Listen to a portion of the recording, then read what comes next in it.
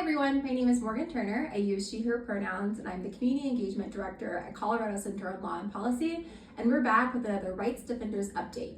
This update will be focusing on the government shutdown and its impact on community. As many of us know, we're in the 23rd day of the government shutdown, and there really doesn't seem to be any end in sight.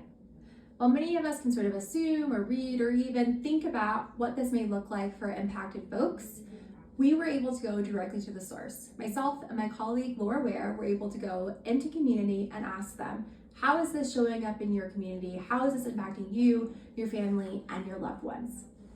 Community members expressed a sense of panic and general fear and uncertainty about how they'll be able to meet their basic needs within the next couple of months. You have to remember that many of these community members are already living in survival mode, so there already is very little to no buffer in order to manage these rapid changes.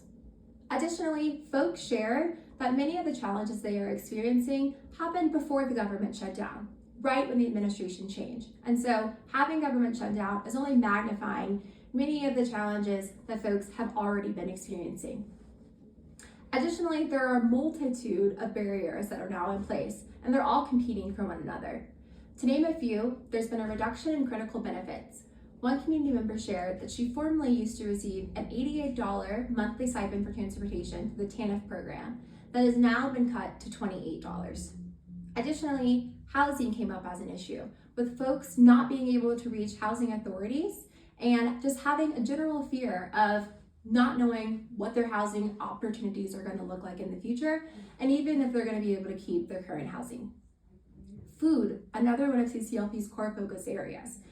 People share that food banks have received a lot of reductions. Folks, despite regardless of the size of their family, formerly used to go to food banks and not have limits on produce or shelf items. Now, when they go, again, no matter how many children they may have or how many folks are in their household, they've been limited to only 2 items per shelf. Additionally, families that are relying on SNAP, they worry about losing their benefits without any to very little warning. And so when we think about what does the government shutdown look like, how does this impact our communities?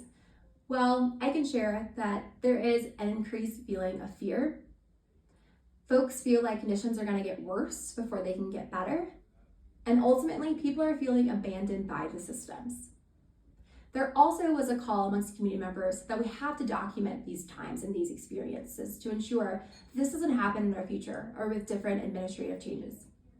I know a lot of the information has been pretty dire and pretty grim, and I do want to leave you all with just a little bit of hope and glimmers of hope that helped me after having that conversation with community members. And it's that community is strong.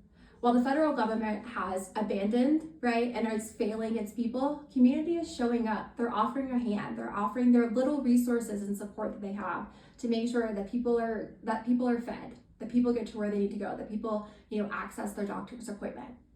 And I just think it's important that as we all hear and learn about the experiences, we remember that policy decisions and administrative changes have real life impacts in real time.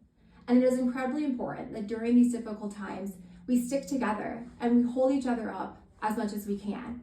Because when we come together as community, we can disrupt systems, and we do find common ground in our shared humanity. Thank you for helping CCLP defend the rights of every Coloradan, and we'll see you next month with another update.